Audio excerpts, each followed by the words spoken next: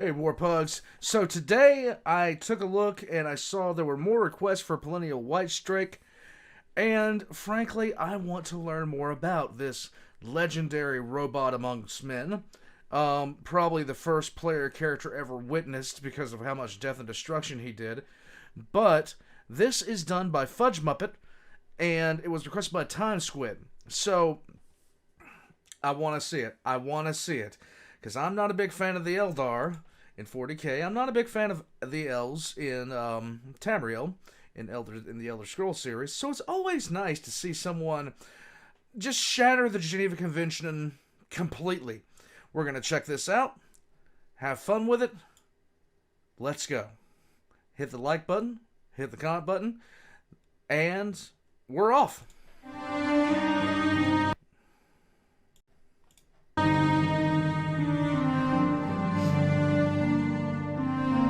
Liking the music already?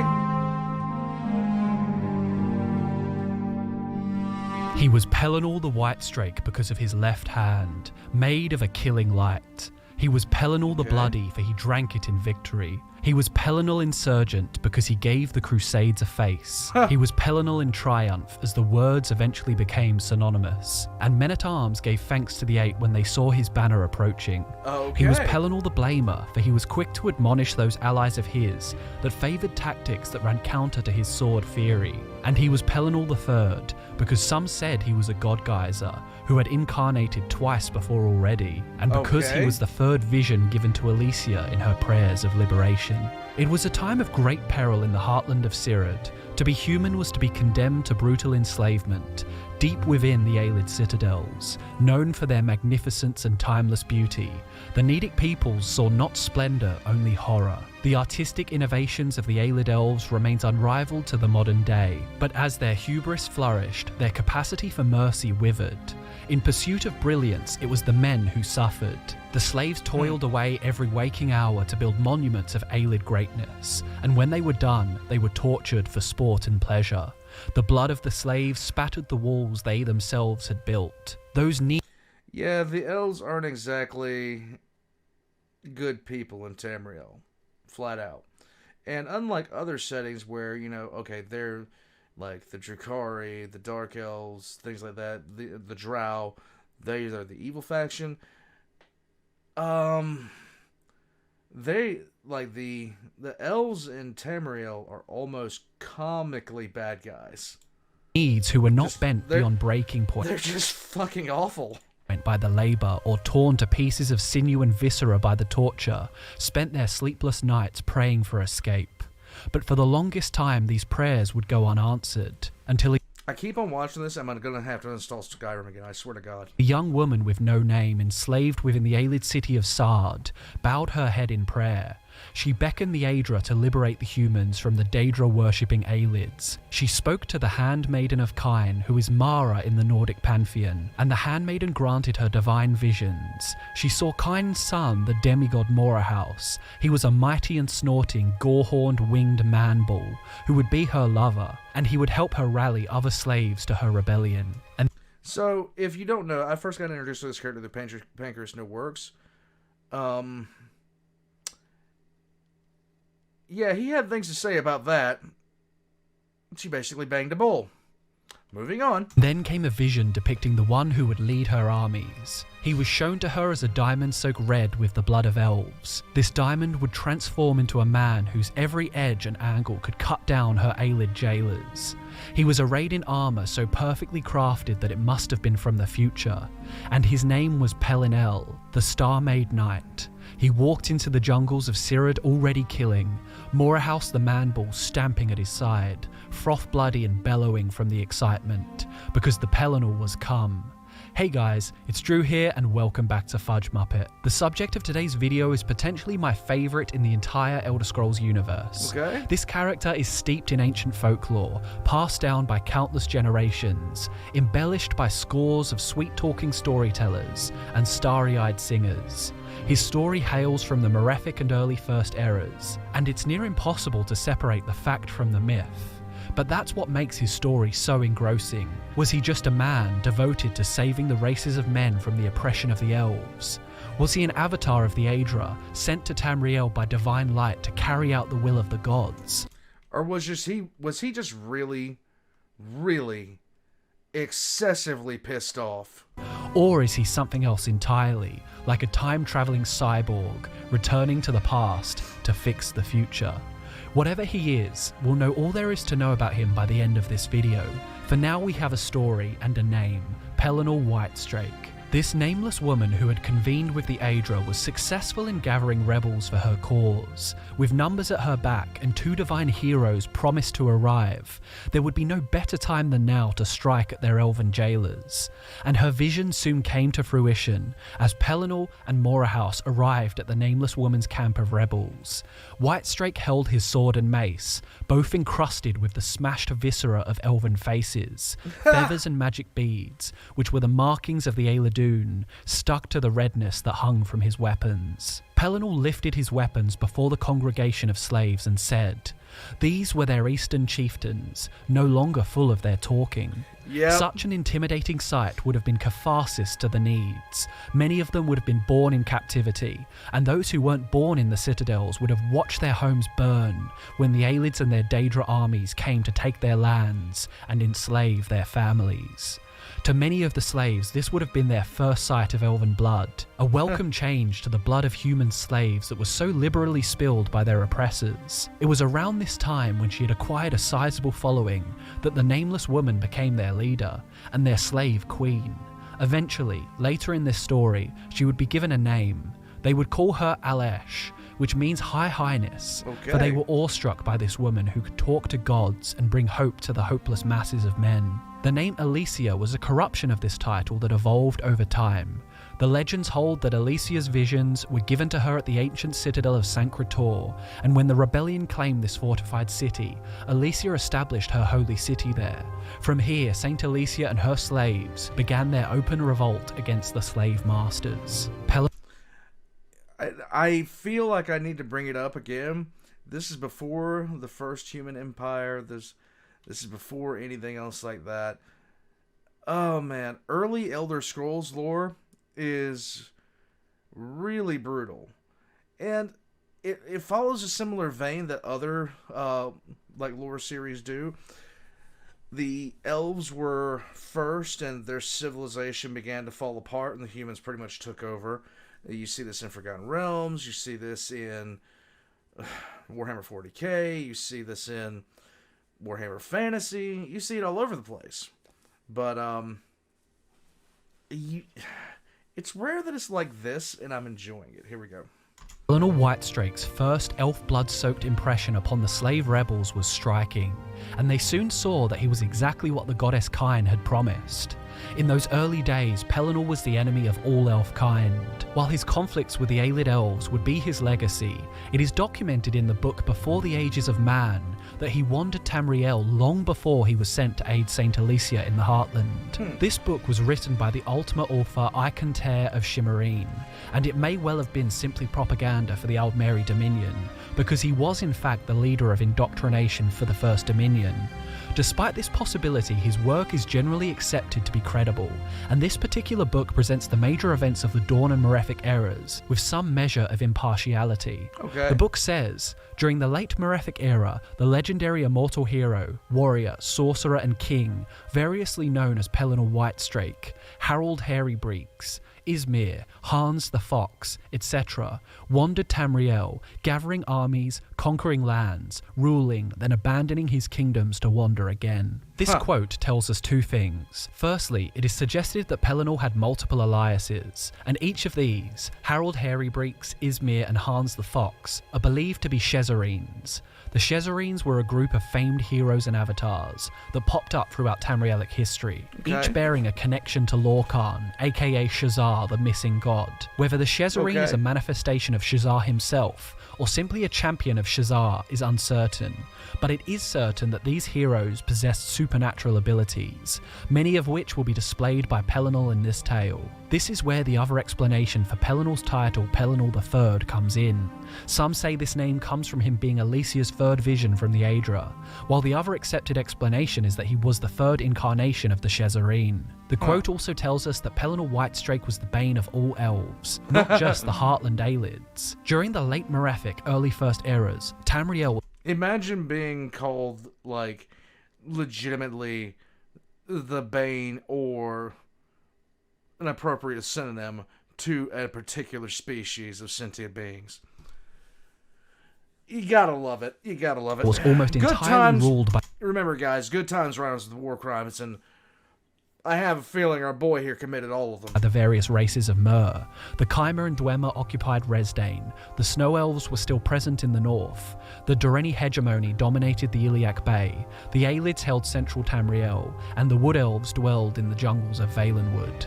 So for Pelinal to be wandering Tamriel, conquering lands, ruling and abandoning kingdoms, he would have almost certainly been taking these lands from elves. Yep. It's entirely possible that he warred with all the elven races of Tamriel, and it seems he actively sought out elves to kill in battle. Lovely. He was so zealous in his Mer massacring pursuits that it is said that he wiped out a huge chunk of the Khajiit population in Elsewhere, mistaking them for a species of elf. Oh This my comes God. from the Pocket Yep. Guide to the Empire, 1st edition, This is something that Pancras Network talked about.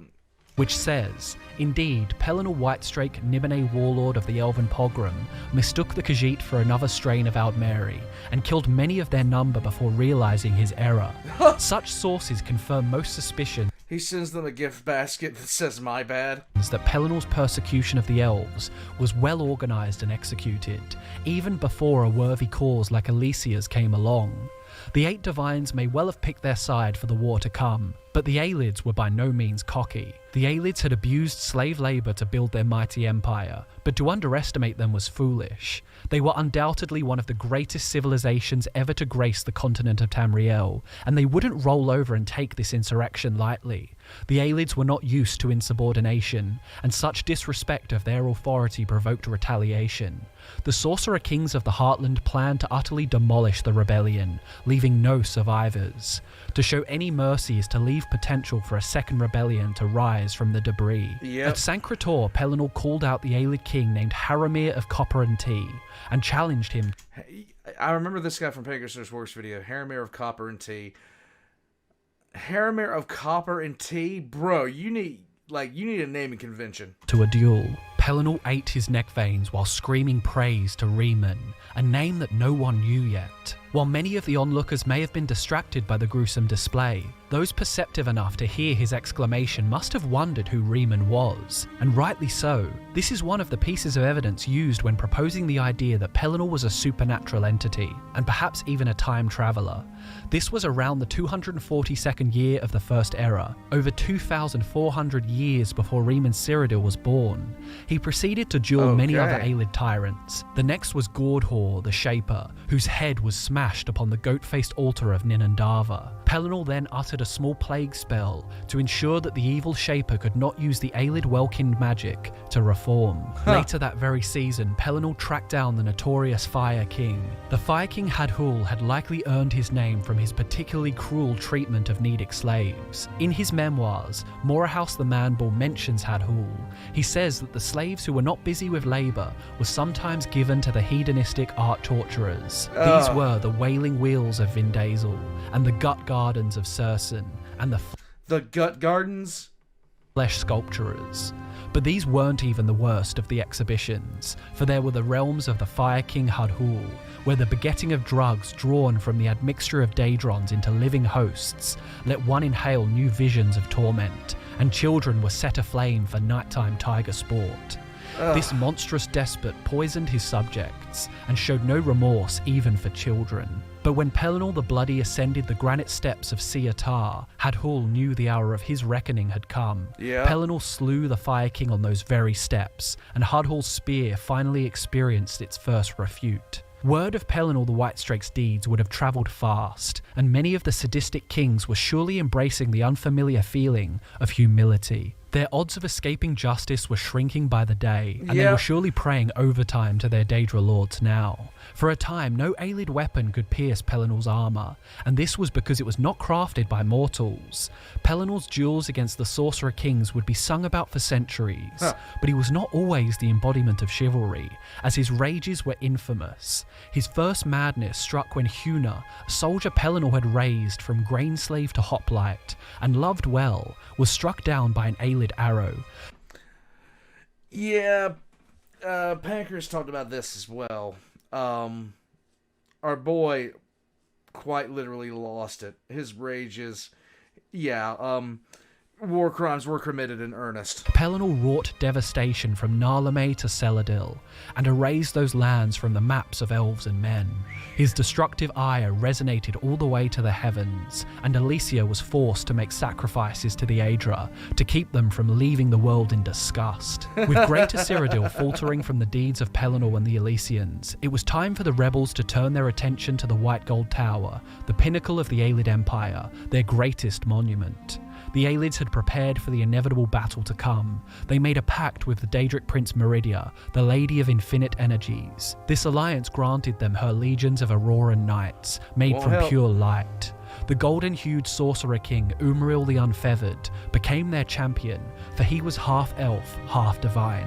The alliance granted him immortality, and the promise of rebirth in the coloured rooms should he fall in battle. On top of this, the Aelids had discovered a way to damage Pelinal's divine armour using Valiants. The Sorcerer Kings were heavy with Valiants, and Umriel wrought the axes and arrows of the soldiers with long Valiants. It's hard to give an exact definition of Valiants, but it essentially means starlight, the same energy that the Aelids store in their Vala stones. For the first time since his coming, it was Pelinal who was called out to battle by another, for Umriel had the blood of the Atada and would never know death. Pelinal soon drove the sorcerer armies past the Niben, claiming all the eastern lands for the rebellion, and Kyne had to send her rain to wash the blood from the villages and forts that no longer flew Aelid banners. Pelinal broke down the doors of the Aelid prison of Vartak, freeing the slaves while the slave queen flew on her winged bull lover overhead. This was the moment she was called Alesh for the first time, which would eventually lead to the Nedic bastardization of the title Alessia. Pelinal then led the pogrom against the Northern Aelids, returning lands to the Northerners of Falkreath. With the Nords among their ranks, Pelinal led the armies of men into the heart of the hinterland west, driving the Aelids inwards to the Tower of White Gold. Aware of the human armies descending upon them from the northwest, it's so interesting to hear, these stories. I love stories. I love stories, not only real history but fiction. It's always interesting because you can start drawing parallels between real life and fiction, and that's always a fun task for me. Let's keep going. Umriel sent his Thundernarks to thin their ranks. Pelinal crushed them under the might of his mace. However, Morahouse, Breath of Kyne, had fallen, wounded by a volley of bird beaks.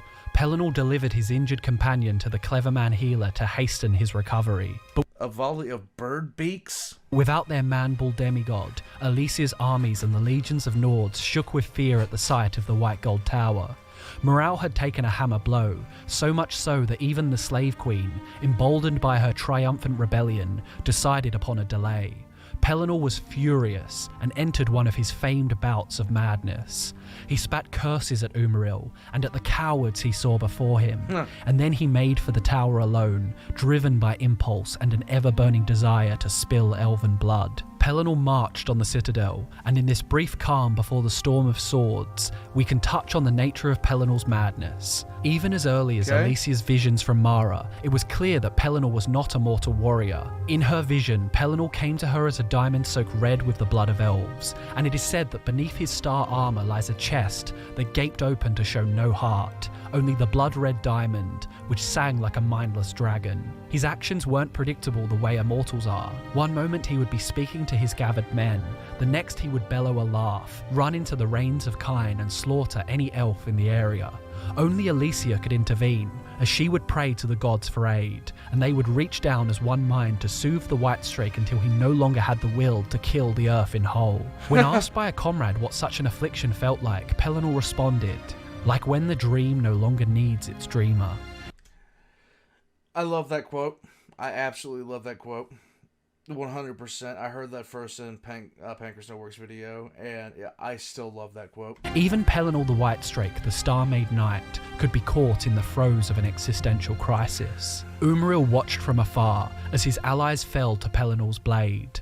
Dead Aurorans littered the battlefield like chips of gold on the riverbank. Only then did Umril deign to appear before the champion of men.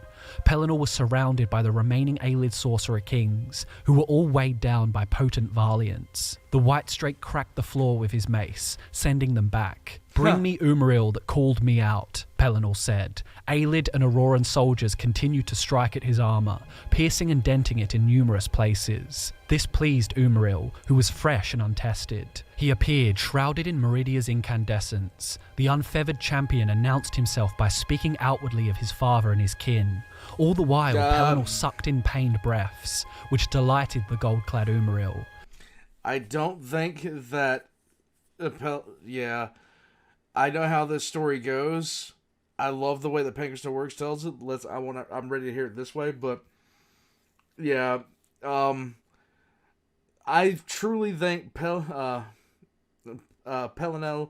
is one of the earliest incarnations of the Black Templar, because you just go for the one that's monologuing. Much of Pelinal's song was lost to time, including any first-hand accounts of the battle itself, but the aftermath is written in great detail. Umril was laid low, the angel face of his helm dented into an ugliness which made Pelinal laugh, and his unfeathered wings had broken off with sword strokes delivered while Pelinal stood above him, insulting his ancestry and anyone else that took ship from old Elnafay, the elven homeland.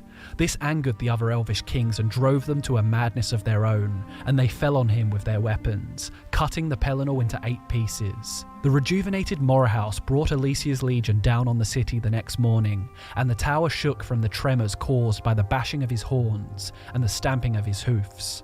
The men searched for Aelids to kill, but Pelinal left few, only those kings and demons who had fled the previous day's battle. Oh my God. Morahouse wandered the battlefield in the aftermath, and when the White Gold Tower was taken, he found the severed head of Pelinal among the dead in the throne room. The Aelid kings had left it there to prove their deeds, and when Morahouse found the head, the two conversed. In this intimate moment between immortals, not even Alessia intervened. Morahouse wrote of the encounter in his memoirs. Pelinal's head said, "Our enemies have undone me and spread my body into hiding. In mockery of divine purpose, the Aelids cut me into apes, for they are obsessed with this number." And Morahouse, confused, said in response, "Your crusades went beyond her counsel, Whitestrake, but I am a bull, and therefore reckless in my wit. I think I would go and gore our prisoners if you had left any alive. You are blood made glorious, uncle, and will come again, as fox, animal, or light. Cyrod is still ours." And this exchange is another piece of evidence suggesting Pelinal Whitestrake's divine providence. The son of Kine, the demigod Morahouse, calls Pelinal uncle.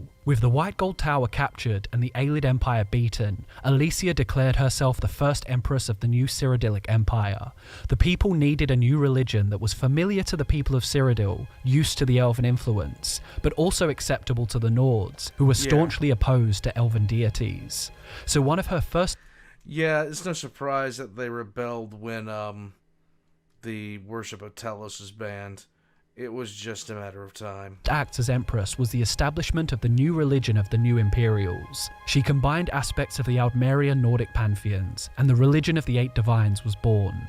Upon Alessia's deathbed, she was visited by Akatosh, the chief god of the Divines. She made a covenant with the dragon god, who blessed her with the blood of dragons. So long as she and her heirs remained true to the dragon blood, Akatosh would seal tight the gates of oblivion. To maintain the covenant, Akatosh gave the Imperials the dragon fires, which must remain lit eternally, and he bestowed upon her the Amulet of Kings, and in death her soul was bound to the amulet. But if the Empire should slacken in its dedication to the Divines, or if the blood of Alessia's heirs should fail, then the barriers guarding Tamriel from the Daedric realms would fall. Strangely, the records suggest that Pelinal Whitestrake was present at Alessia's bedside, despite this taking place over 20 years after his death by dismemberment.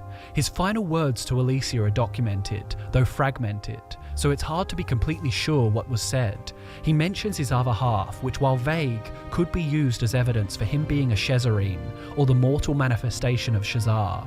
There is a theory called the Lunar Lorcan, suggesting that the missing god was split in two, and his corpse can be seen in the night sky as the moons Massa and Secunda. Pelinal also alludes to being present in the Dawn era before the convention. It was at this convention that the elven deities Auriel and Trinimac tore out Shazar's heart and shot it across Tamriel. Finally, Pelinal says, "Let us now take you up. We will show our true faces." And with this, Pelinal was tasked with escorting Alessia's soul to the afterlife. Pelinal Whitestrake's legacy lived on long after the blood of elves had washed away. Without him, Alessia may never have succeeded in her rebellion. Morahouse was a mighty warrior, born from Kind's own breath. But to slay Umriel the Unfeathered, garbed in Meridia's brightness, that took another kind of light, the killing light of the Whitestrake's left hand. Even in the songs, pondering the true nature of Pelinal is avoided. His ghost reappeared to the champion of Cyrodiil, who continued Pelinal's legacy by defeating Umriel in his second coming. But I think we can safely talk about Pelinal's true identity now, without being killed by a ghost in a bout of madness. Even when embellished by 1,000 bards, Pelinal's story could not be about a mortal. No man could have such a significant impact on the world. Have you ever heard of a mortal hero born without a heart? A mortal who could converse with his friends as a severed head, with his other body parts strewn around the battlefield. If you get enough alcohol in me, I'll believe that, but no. And resurrection can only be truly achieved by the divine, that or by some profane necromancer. But what about the time Pelinal cried out Riemann's name after slaughtering a foe, or when he speaks of the Dawn era like it was yesterday? Well, this takes us out of the established canon, but some theories, most of which are supported by the infamous Michael Kirkbride, would assure us that Pelinal Whitestrake is a time-travelling cyborg, sent back in time to fix the future. But there you have it, guys. The T-1000 has come to rid the planet of elves. The full story of Pelinal the Whitestrake, the face of the Crusaders, the blood-soaked diamond. I hope you enjoyed learning about one of my favourite characters in the Elder Scrolls universe. It would be amazing to see the early days of the first era in an Elder Scrolls game, to see just how much is real and how much is dramatised and romanticised. It would be nice. But then again, the way Pelinal's story feels like the story of a mythological hero is part of the charm. So maybe it should remain a mystery. Thanks so much for watching, guys. I've been Drew, and I'll see you in the next one. Very nice. Very nice. So this was my first time seeing anything by FudgeMuppet, and I gotta say, I actually really enjoyed that. It's nice to learn about things that I didn't know anything about. And you learn about things through Pancras Network and stuff like that. I've learned about a couple things, and I want to learn more. It's nice to have somebody be able to tell you the lore in less of a jokey fashion, more of a down to earth fashion. I know with my own lore, I am what I am when I come to my lore videos. I'm kind of an idiot. I have fun with it though, and it's meant to generate interest. That's what it boiled down to. So I really enjoyed this. This was an absolutely good follow-up to the Pancras Networks video. I would just recommend these in tandem for anybody wanting to learn more about him. I really would. Guys, thank you so much for tuning in. Thank you so much for checking this out. If you enjoyed, leave it a comment in the comment section down below. Check out FudgeMuppet. He puts out a lot of good content, apparently. And if it's like anything like this, I know I'd enjoy seeing some more of it. It's in the same vein as the Exploring series.